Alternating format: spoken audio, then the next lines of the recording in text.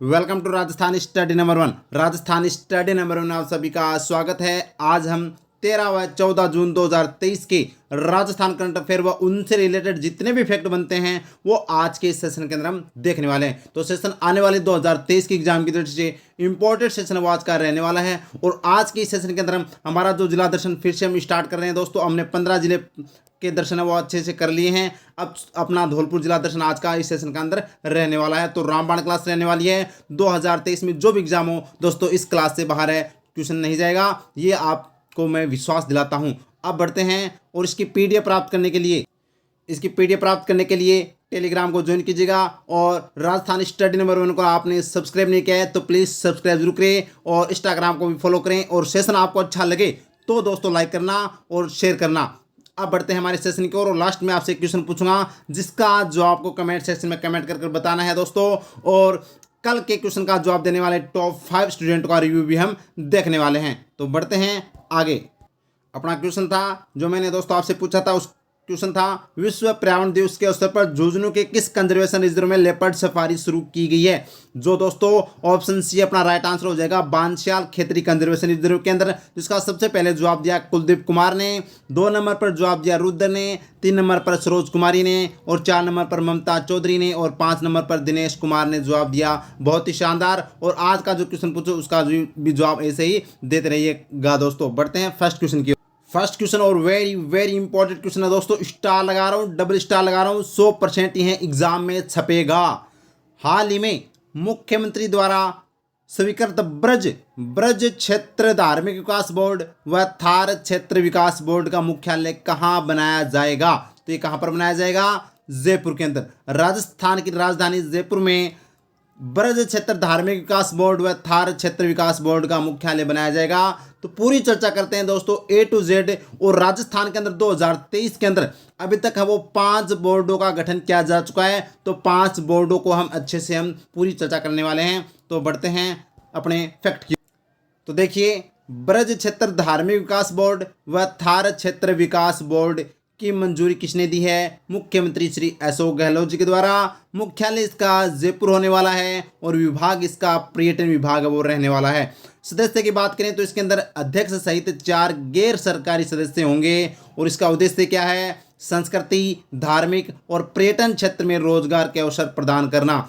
अब दोस्तों ये तो हमने मोटा मोटा देख लिया। अब हम इसके अंदर यानी कि 360 डिग्री का एनालिसिस करने वाले हैं। तो पहले हम देखते हैं ब्रज क्षेत्र धार्मिक विकास बोर्ड क्या बनते हैं इसके बारे में फैक्ट। तो देखिए, ब्रज क्षेत्र धार्मिक विकास बोर्ड ये हमने देख लिया, मंजूरी मुख्यमंत्री अशोक गहलोत जी के द्वारा दी गई है। मुख्यालय जयपुर होगा। विभाग किस विभाग के तहत ये है दोस्तों बोर्ड कार्य करेगा? पर्यटन विभाग के तहत। और इसके अंदर सदस्य अध्यक्ष सहित 4 गैर सरकारी सदस्य होंगे अध्यक्ष सहित। और इसके अंदर सरकारी सदस्य भी होंगे, वो भी हम पूरी चर्चा करेंगे। उद्देश्य इसका क्या है तो आपको ध्यान रखना, ब्रज क्षेत्र धार्मिक विकास बोर्ड का जो उद्देश्य है वो धार्मिक व पर्यटन दोनों को बढ़ावा देना है। और इसका कार्य क्षेत्र कहाँ पर रहेगा? भरतपुर व करौली जिले के अंदर है वो दोस्तों ब्रज क्षेत्र धार्मिक विकास बोर्ड का कार्य क्षेत्र रहने वाला है। और भी देखते हैं। और देखिए इसका कार्यकाल, तो कार्यकाल क्या रहने वाला है? 3 वर्ष। यानी कि जो बोर्ड के सदस्यों का कार्यकाल है वो 3 वर्ष रहने वाला है। और इसके अंदर कार्य क्या किए जाएंगे? तो ब्रज क्षेत्र को राष्ट्रीय और अंतर्राष्ट्रीय पहचान दिलाने, धार्मिक पर्यटन को बढ़ावा देने और क्षेत्र में रोजगार के अवसर को बढ़ाने और पर्यटन स्थलों के विकास के लिए राज्य सरकार को कार्य योजना सुझाव देगा। ये बोर्ड इंपॉर्टेंट है। अब इसके अंदर आपसे पूछे कि सरकारी सदस्य कौन होंगे इस बोर्ड के अंदर, तो हम बात करें तो पर्यटन विभाग के निदेशक, RTDC Rajasthan tourism development corporation यानी राजस्थान जो अपना ये राजस्थान पर्यटन निगम है इसके प्रबंधक निदेशक, और राजस्थान राज्य मेला प्राधिकरण और मुख्य अधिकारी और अधिकारी होंगे दोस्तों। और इसके अंदर हम बात करें तो भरतपुर के संभागीय आयुक्त व भरतपुर जिला कलेक्टर है वो दोस्तों इसके अंदर रहने वाले हैं। क्योंकि ब्रज क्षेत्र है वो भरतपुर करौली वाला क्षेत्र वो ब्रज क्षेत्र कहलाता है। तो भरतपुर के संभागीय आयुक्त व भरतपुर जिला कलेक्टर इसके अंदर सरकारी सदस्य होने वाले हैं। तो ये दोस्तों हमने देख लिया ब्रज क्षेत्र धार्मिक विकास बोर्ड। अब कर लेते हैं थार क्षेत्र विकास बोर्ड के बारे में। आप देख लीजिएगा, थार क्षेत्र विकास बोर्ड। आपको पता है थार जो अपना पश्चिमी जिला है उस वो थार प्रदेश कहलाता है। तो पश्चिमी जिले के ये जो दोस्तों अपने 6 जिले हैं इसके अंदर ये हैं विकास बोर्ड कार्य करेगा। तो पूरी चर्चा करते हैं। मंजूरी मुख्यमंत्री जी के द्वारा। मुख्यालय जयपुर रहने वाला है। विभाग पर्यटन विभाग, सदस्य अध्यक्ष सहित 4 गैर सरकारी सदस्य होंगे। और बात करें उद्देश्य इसका पर्यटन को बढ़ावा देना। उसका क्या था, धार्मिक व पर्यटन दोनों को बढ़ावा देना था और इसका उद्देश्य पर्यटन को बढ़ावा देना है, इंपॉर्टेंट है। इसका कार्य क्षेत्र कहाँ पर रहने वाला है, चूरू, हनुमानगढ़, बीकानेर, जैसलमेर, जोधपुर और बाड़मेर के अंदर है वो दोस्तों इसका कार्य क्षेत्र रहने वाला है। इस बोर्ड का द्वारा है वो दोस्तों इन क्षेत्रों के अंदर, इन जिलों के अंदर कार्य किए जाएंगे पर्यटन को बढ़ावा देने के लिए। और चर्चा करते हैं। और देखिए इनका भी कार्यकाल कितना होगा, 3 वर्ष का होगा। इनका इस बोर्ड का कार्य क्या है, बोर्ड का कार्य है थार क्षेत्र को राष्ट्रीय और अंतर्राष्ट्रीय पहचान दिलाना, क्षेत्र में रोजगार के अवसर को बढ़ाना और दोस्तों पर्यटन स्थलों के विकास के लिए राज्य सरकार को कार्य सुझाव देना और दोस्तों क्षेत्रीय पर्यटन विकास परियोजनाएं भी बनाएगा। और जो बोर्ड के द्वारा थार के जो पारंपरिक हस्तशिल्प, कुटीर उद्योगों, कला शिल्पों के संरक्षण व संवर्धन का भी कार्य किया जाएगा। और इसके अंदर वहीं दोस्तों क्या हो जाएंगे, सरकारी सदस्य हो जाएंगे। लेकिन इनको ये ध्यान रखना, ये थार क्षेत्र है तो ये अपना पश्चिमी जिले आएंगे। तो बीकानेर व जोधपुर के तो संभागीय आयुक्त होंगे, व चूरू, झुंझुनू, चूरू, हनुमानगढ़, बीकानेर, जिसमें जोधपुर और बाड़मेर के जिला कलेक्टर इसके अंदर दोस्तों सरकारी सदस्य के रूप में शामिल होंगे। तो ये थे अपना थार क्षेत्र विकास बोर्ड। और हमने अच्छे से देखा ब्रज जो धार्मिक क्षेत्र विकास बोर्ड है। अब जो 2023 के अंदर 5 बोर्डों का गठन किया जा चुका है, 2 तो हमने अच्छे से देख लिए। अब देखते हैं आगे। देखिए वीर तेजाजी कल्याण बोर्ड का भी गठन है वो दोस्तों राजस्थान में किया गया है। और इसका विभाग कौन सा रहने वाला है, सामाजिक न्याय एवं अधिकारिता विभाग रहने वाला है। इसके अंदर सदस्य की बात करें तो 9 सदस्य होंगे, जिसमें 1 अध्यक्ष व 1 उपाध्यक्ष सहित है वो दोस्तों 9 सदस्य होंगे। और इसका उद्देश्य क्या है इस बोर्ड का गठन का, किसान समाज को मूलभूत सुविधाएं उपलब्ध करवाना ही दोस्तों वीर तेजाजी कल्याण बोर्ड का उद्देश्य है, इंपॉर्टेंट है। फिर दोस्तों राजस्थान के अंदर गुरु नानक देव सिंह कल्याण बोर्ड का भी गठन किया गया। और यह दोस्तों हाल ही में जो मंजूरी दी गई है यह आपको ध्यान रखना है। और इसका विभाग कौन सा होगा, अल्पसंख्यक विभाग होगा। इसके अंदर सदस्य 7 होंगे, 1 अध्यक्ष व 1 उपाध्यक्ष सहित वो 7 सदस्य होंगे। और इसका उद्देश्य क्या है इस बोर्ड का, तो सिख समुदाय के धार्मिक, आर्थिक एवं सांस्कृतिक उन्नयन हेतु है वो दोस्तों इस बोर्ड का गठन किया गया है। अब लास्ट में एक बोर्ड का और हम चर्चा करें। देखिए वीर शिरोमणि महाराणा प्रताप बोर्ड, इसकी भी घोषणा मुख्यमंत्री अशोक गहलोत जी के द्वारा 22 मई 2023 को की गई। और ये 22 मई 2023 को 483वीं जयंती थी वीर शिरोमणि महाराणा प्रताप की इस दिवस पर। और इस बोर्ड का कार्य क्या होगा, महाराणा प्रताप के सूर्य नहीं है शौर्य के बारे में युवा पीढ़ी को जागरूक करना इस बोर्ड का मुख्य उद्देश्य है। और यह योजना क्या बनाएगा ये बोर्ड, ये दोस्तों जो बोर्ड का जो पाठ्यक्रम सामग्री, जो आरबीएसई बोर्ड की जो पाठ्य सामग्री, धरोहर संरक्षण, नव निर्माण, विभिन्न भाषाओं में शोध कार्य, प्रचार प्रसार, राष्ट्रीय अंतर्राष्ट्रीय पुरस्कार व कवि सम्मेलन अधिकारियों के लिए योजना तैयार करेगा। यह बोर्ड इंपॉर्टेंट है एग्जाम की दृष्टि से। तो दोस्तों 5 बोर्ड थे, 5 बोर्डों का हमने 360 डिग्री का एनालिसिस कर लिया है। उम्मीद करता हूँ समझ में आ गया होगा। बढ़ते हैं नेक्स्ट क्वेश्चन की ओर। अगर मजा आ गया तो लाइक शेयर में कमी नहीं होनी चाहिए। नेक्स्ट क्वेश्चन, और ये भी शानदार क्वेश्चन, स्टार लगा रहा हूं, छपने वाला क्वेश्चन है। राज्य सरकार द्वारा 13 जून 2023 को मेगा जॉब फेयर का आयोजन किस जिले में किया जाएगा। तो यह दोस्तों नागौर जिले के अंदर आज के कल जो हो चुका था दोस्तों 13 जून 2023 को है वो किया गया। कहां पर, नागौर के अंदर मेगा जॉब फेयर का आयोजन। तो पूरी चर्चा करते हैं। तो देखिए राजस्थान मेगा जॉब फेयर कहां पर, नागौर के अंदर। कब, 13 जून 2023 को। विभाग इसका आयोजन कौशल एवं उद्यमिता विभाग। उद्देश्य क्या है, युवाओं को रोजगार प्रदान करना ही है वो दोस्तों इसका उद्देश्य है। अब राजस्थान के अंदर जितने भी मेगा जॉब फेयर हुए हैं आज तक 13 जून तक, वो हम एक साथ दोस्तों देखने वाले हैं। तो देखिए 4 से 5 जनवरी 2023 को मेगा जॉब फेयर का आयोजन कहाँ किया गया, उदयपुर में किया गया, जो रीट के अंदर बहुत बार पूछा गया। नेक्स्ट 2 मार्च 2023 को मेगा जॉब फेयर का आयोजन कहां पर किया गया, चौमू जयपुर में। 17 मार्च 2023 को मेगा जॉब फेयर का आयोजन कहां पर किया गया, डूंगरपुर में। और 19 से 21 मार्च 2023 को मेगा जॉब फेयर का आयोजन कहां पर किया गया, जयपुर में। और देखिए आगे बूस्टर डोज। और देखिए 20-21 अप्रैल 2023 को राजस्थान मेगा जॉब फेयर का आयोजन कहां किया गया, अजमेर के अंदर 20 व 21 अप्रैल को। 28 अप्रैल 2023 को है वो दोस्तों बांसवाड़ा में। और 13 मई 2023 को जो मेगा जॉब फेयर का आयोजन है वो सवाईमाधोपुर में, और 23 व 24 मई 2023 को संभाग स्तरीय मेगा जॉब फेयर का आयोजन जोधपुर में, और 7 जून 2023 को राजस्थान मेगा जॉब फेयर का आयोजन भीलवाड़ा में, और अब 13 जून 2023 को अपना नागौर के अंदर किया गया। तो ये दोस्तों अपनी जनवरी 2023 से लेकर जो 13 जून 2023 तक लेटेस्ट जो मेगा जॉब फेयर हुए हैं वो आपके सामने रख दिया है। अगर मजा आ गया तो दोस्तों लाइक शेयर में कमी नहीं होनी चाहिए। नेक्स्ट क्वेश्चन, और ये भी स्टार लगा रहा हूं, छपने वाला क्वेश्चन है दोस्तों। ये देख सकते हैं मुख्यमंत्री जी का जो बांसवाड़ा दौरा था उसके अंदर क्या घोषणा की गई है। तो हाल ही में मुख्यमंत्री अशोक गहलोत ने किस जिले की गनौड़ा तहसील को पंचायत समिति बनाने की घोषणा की है। तो ये दोस्तों बांसवाड़ा जिले के अंदर आती है गनौड़ा तहसील, और इसको दोस्तों पंचायत समिति बनाने की घोषणा की है मुख्यमंत्री जी अशोक गहलोत जी द्वारा। तो इम्पोर्टेंट है, देख सकते हैं गनौड़ा तहसील को दोस्तों पंचायत समिति बनाने की घोषणा की गई है। तो इम्पोर्टेंट है एग्जाम की दृष्टि से। अब ये बांसवाड़ा के अंदर है, तो बांसवाड़ा से करंट अफेयर के क्या क्वेश्चन बनते हैं वो देखिए। तो देखिए 7 जनवरी 2023 को माही महोत्सव का आयोजन कहाँ किया गया? बांसवाड़ा में।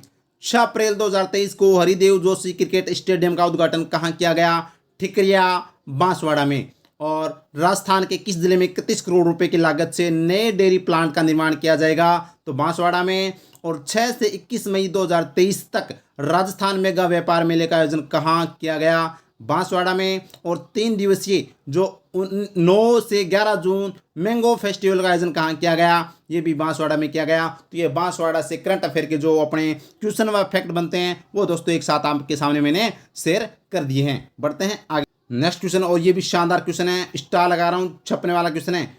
हाल ही में पूर्व केंद्रीय मंत्री राजेश पायलट की प्रतिमा का अनावरण कहाँ किया गया? तो दोस्तों दौसा के अंदर है, वो इनके पुत्र सचिन पायलट के द्वारा है। वो दोस्तों मंत्री राजेश पायलट की प्रतिमा का अनावरण किया गया। पूर्व केंद्रीय मंत्री थे, इंपॉर्टेंट है राजेश पायलट। तो पूरी चर्चा करते हैं। तो देखिए राजेश पायलट की प्रतिमा का अनावरण कहाँ पर किया गया? दौसा में। अनावरण पूर्व डिप्टी सीएम सचिन पायलट के द्वारा, और पुण्यतिथि इनकी 23वीं थी दोस्तों। और कौन है ये? तो राजेश पायलट पूर्व केंद्रीय मंत्री व राजस्थान के कद्दावर नेता है, वो दोस्तों हैं। दोस्तों इंपॉर्टेंट है, याद रखना। अब ये दौसा में किया गया, तो दौसा से रिलेटेड फैक्ट देखिए। तो देखिए दौसा से करंट अफेयर के क्वेश्चन। मुख्यमंत्री अशोक गहलोत ने समेल गांव दौसा में किस नदी पर बांध बनवाने हेतु 22.80 करोड़ रुपए की वित्तीय स्वीकृति प्रदान की है? तो ये मोरेल नदी है जो दौसा के अंदर है, और इसके अंदर जो समेल गांव के अंदर जो बांध बनाया जाएगा 22.80 करोड़ की लागत से। इंपॉर्टेंट नेक्स्ट क्वेश्चन, प्रदेश के किस जिले में कुपोषित बच्चों के लिए मिशन आर्या के तहत मिशन भीम प्रोजेक्ट 8 चलाया जा रहा है? तो ये दौसा जिले में। और नेक्स्ट क्वेश्चन है, हाल ही में पूर्व केंद्रीय मंत्री राजेश पायलट की प्रतिमा का अनावरण कहाँ पर किया गया? दौसा में किया गया। उम्मीद करता हूँ दोस्तों समझ में आ रहा होगा। नेक्स्ट क्वेश्चन, और ये भी इंपॉर्टेंट क्वेश्चन है दोस्तों, छपने वाला क्वेश्चन है।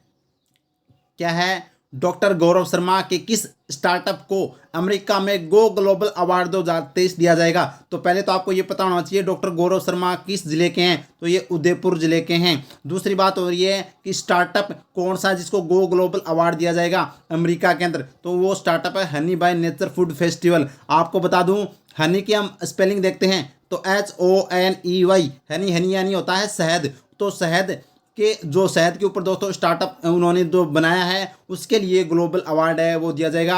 आप देख सकते हैं मधुमक्खियों के द्वारा जो शहद मिलता है उसको दोस्तों एक बिजनेस के रूप में उन्होंने है वो दोस्तों उकेरा है, और इसके लिए इनको गो ग्लोबल अवार्ड है वो अमेरिका में दिया जाएगा डॉक्टर गौरव शर्मा को, Honey by nature food international startup के लिए। इंपॉर्टेंट है एग्जाम की दृष्टि से। तो पूरी चर्चा करते हैं। तो देखिए गो ग्लोबल अवार्ड 2023 किसे दिया जाएगा? डॉक्टर गौरव शर्मा जो उदयपुर के हैं। कहाँ दिया जाएगा? अमेरिका में सम्मानित किया जाएगा। क्यों सम्मानित किया जाएगा? Honey by nature food international startup के लिए। इंपॉर्टेंट है एग्जाम की दृष्टि से। बढ़ते हैं नेक्स्ट क्वेश्चन की ओर। नेक्स्ट क्वेश्चन, और ये भी इंपॉर्टेंट क्वेश्चन है, स्टार लगा रहा हूँ दोस्तों खेल खिलाड़ियों से। 66वें नेशनल स्कूल गेम्स में बीकानेर के केशव बिशा ने किस खेल में स्वर्ण पदक जीता है? तो दोस्तों वेट लिफ्टिंग के अंदर केशव बिशा ने स्वर्ण पदक जीता है। तो आपसे पूछा जाएगा केशव बिशा का किस खेल से संबंधित है? वेट लिफ्टिंग से। किस जिले से संबंधित है? बीकानेर जिले से। और उन्होंने स्वर्ण पदक जीता वो किस खेल के अंदर जीता? तो 66वें नेशनल स्कूल गेम्स के अंदर। तो इंपॉर्टेंट है। तो पूरी चर्चा करते हैं 66वें नेशनल गेम्स के बारे में।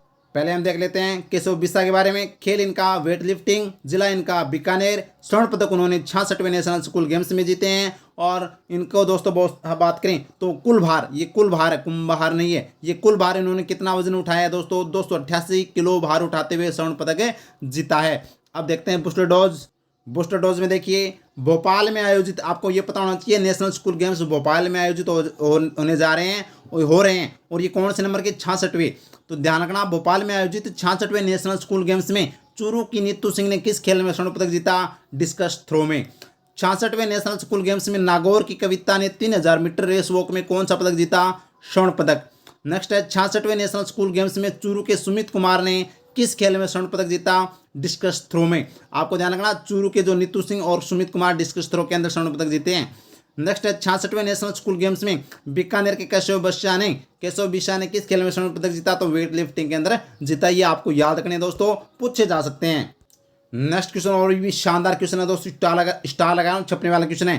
हाल ही में राजस्थानी साहित्यकार श्याम सुंदर भारती आजाद की किन काव्य कृतियों का लोकार्पण किया गया, तो कवितारी, फुलवाड़ी, आवाज देती गजल और फूल भी कांटे भी, उपयुक्त सभी, यानी तीनों को दोस्तों, जो तीनों काव्य कृति थी उनका लोकार्पण किया गया। और ये जो राजस्थानी साहित्यकार हैं श्याम सुंदर भारती, इनकी है काव्य कृति है, इंपॉर्टेंट एग्जाम की दृष्टि से पूछी जा सकती है। नेक्स्ट क्वेश्चन और ये भी शानदार क्वेश्चन है। हाल ही में दौसा के आयुर्विज्ञान महाविद्यालय का नाम बदलकर क्या कर दिया गया है, तो पंडित नवल किशोर शर्मा आयुर्विज्ञान महाविद्यालय कर दिया गया है। और यह जानकारी आप देख सकते हैं राजस्थान की दोस्तों जो वेबसाइट है, इसके तहत दौसा के आयुर्विज्ञान विद्यालय को अब है वो दोस्तों अब पंडित नवल किशोर शर्मा आयुर्विज्ञान है वो कर दिया गया है। याद रखना, इंपॉर्टेंट है, एग्जाम की दृष्टि से पूछा जा सकता है।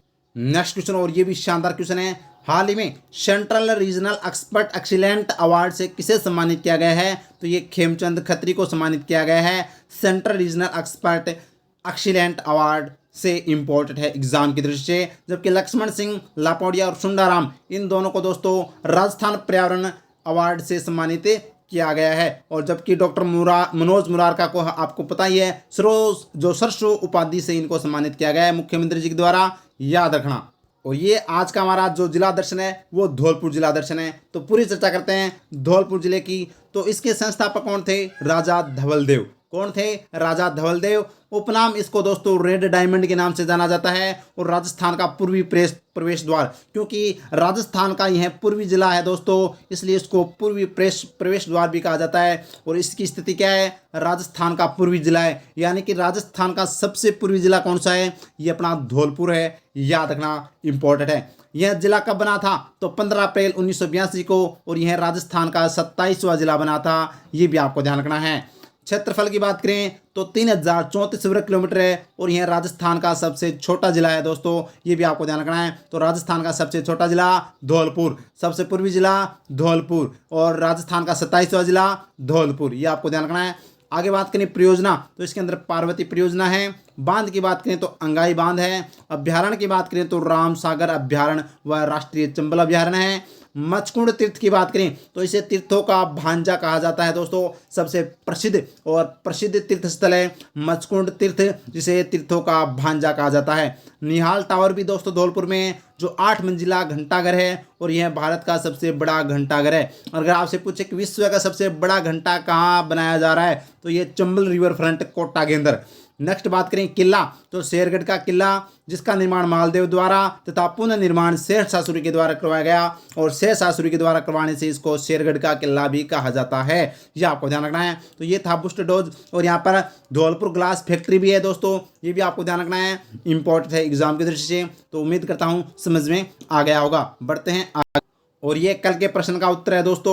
विश्व पर्यावरण दिवस के अवसर पर झुंझुनू के किस कंजर्वेशन रिजर्व में लेपर्ड सफारी शुरू की गई है, तो ये बांसियाल खेतरी कंजर्वेशन रिजर्व के अंदर है वो दोस्तों। विश्व पर्यावरण दिवस यानी 5 जून को वो कंजर्वेशन रिजर्व में लेपर्ड सफारी शुरू की गई। और आज का प्रश्न आपके लिए दोस्तों स्टार लगा रहा हूँ, ये एग्जाम में भी छपेगा और आपको इसका कमेंट सेक्शन में मेरे को कमेंट कर भी बताना है। क्वेश्चन अपना है, राजस्थान उच्च न्यायालय और जिला न्यायपालिका के लिए नवविकसित ERTI पोर्टल का उद्घाटन किसने किया है। ऑप्शन आपके सामने ऑगस्टिन जॉर्ज मसीह है, कलराज मिसर, अशोक गहलोत और टीकाराम जूली, ये 4 ऑप्शन है। 4 में से कौन सा राइट आंसर होगा, और जिन व्यक्तित्व के बारे में इसका राइट आंसर है और जिन व्यक्तित्व के बारे में आप अच्छे से जानते हैं वो भी कमेंट सेक्शन में उनके बारे में डिटेल है वो दोस्तों ज़रूर लिखा करो, ताकि आपका कॉन्फिडेंस बढ़े। अब बढ़ते हैं आगे। तो अगर आपको वास्तव में सेशन अच्छा लगा है तो सेशन को लाइक कीजिएगा और अपने दोस्तों को शेयर जरूर कीजिएगा दोस्तों। और चैनल पर पहली बार हैं तो सब्सक्राइब करना न भूलें। और टेलीग्राम पर इसकी पीडीएफ है वो दोस्तों, इसको टेलीग्राम को ज्वाइन कीजिएगा, पीडीएफ प्राप्त कर सकते हैं। और इंस्टाग्राम राजस्थान स्टडी नंबर 1 को फॉलो कीजिएगा। Thank you. जय हिंद, जय भारत माता की। कल मिलेंगे।